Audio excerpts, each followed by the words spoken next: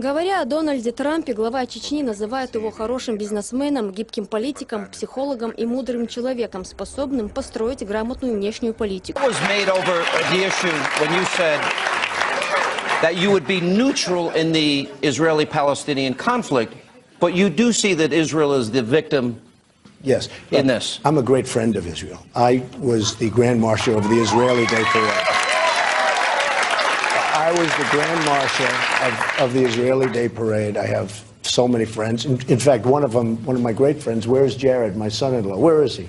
My son-in-law is Jewish. And he's fantastic, a very successful guy in New York real estate. Expecting a baby any day. And they're going to have Ivanka's going to have a baby over the next week or so. Его предшественников Джорджа Буша и Барака Обаму он назвал инициаторами нескольких войн на Ближнем Востоке и виновниками разрушения целых государств.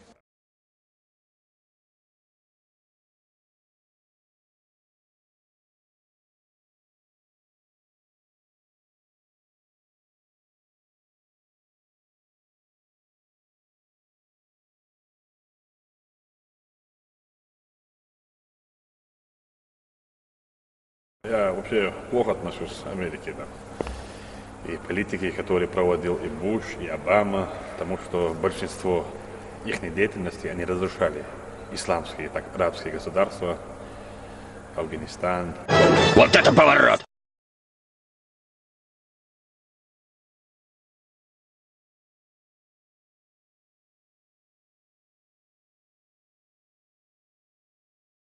Кабул нуждается в России для борьбы с террористами так же, как Сирия, заявил глава Чечни Рамзан Кадыров в своем инстаграме.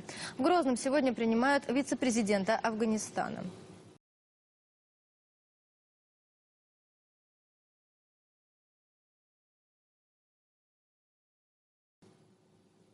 Генерал Абдул-Рашид Дустум прибыл с визитом, чтобы перенять военный опыт. Афганистан призывает СНГ жестко пресечь подготовку террористов. Необходимо надавить на государство и закрыть центры, в которых тренируют боевиков, отметил Дустум.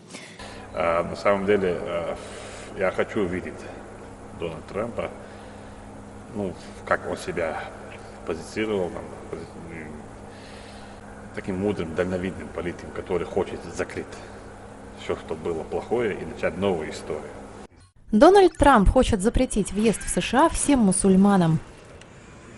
Глава республики выразил надежду, что новой администрации США удастся нормализовать отношения с Россией и сумеет выстроить конструктивный диалог с президентом Владимиром Путиным. Рамзан Кадыров подчеркнул, если объединить усилия двух сильных держав в борьбе с международным терроризмом, то с этим злом можно будет покончить намного быстрее. Как они ведут там такую отвратительную политику против нас. И это, я считаю, что виноват личность Обамы. I have so many friends, Jewish friends, and they've supported Obama. They are so disgusted. They can't understand what happened, what went wrong. I think that President Obama has been the worst thing that's ever happened, Sean, to Israel. The worst thing. Я думаю, что сегодня будущий президент Дональд Трамп поймет все ошибки и Обамы, и Буша, и Меркеля, всех остальных, и примет правильное решение. You become president, you suspect that they're trying to build nuclear weapons, they're hiding it from the world. What action? Well, for one thing, you have to rely on Israel a little bit because they know more what's going on over there than we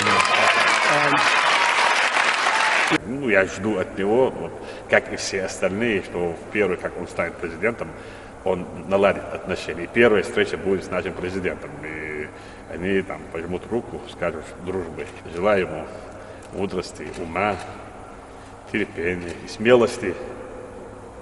Нужно личное мужество и смелости для того, чтобы принять такие решения. Потому что его так не оставят. Скандалом закончилось появление двух мусульман на предвыборной встрече республиканского кандидата в президенты США Дональда Трампа со своими сторонниками в штате Южная Каролина. Сначала охранники вытолкали из зала под улюлюканье мусульманского мужчину Джибрила Хафа за то, что он выкрикнул слова «проблема не в исламе».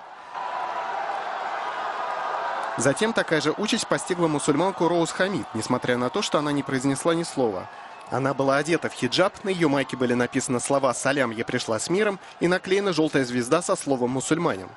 Дональд Трамп сделал исламофобию одной из центральных тем своей предвыборной кампании. В частности, он выступил с предложением ввести запрет на въезд мусульман на территорию Соединенных Штатов. И хочу пожелать удачи, счастья, благополучия, чтобы у него все получалось, чтобы его враги, как мы видим сегодня, Трамп, который раньше призывал шпионить за мечетями и создать базу данных обо всех живущих в США мусульманах, сделал эти вдумчивые комментарии после стрельбы в Сан-Бернардино, день спустя после обращения президента Барака Обамы из овального кабинета.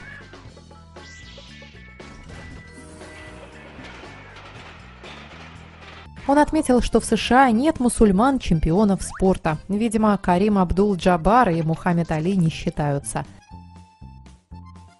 Чтобы он у них выиграл борьбу, чтобы он в первую очередь объединился с Россией против общего врага терроризма. Что действительно надо сделать, это запретить всем мусульманам путешествовать и вообще запретить людям принимать ислам. Все, проблема решена, мистер Трамп.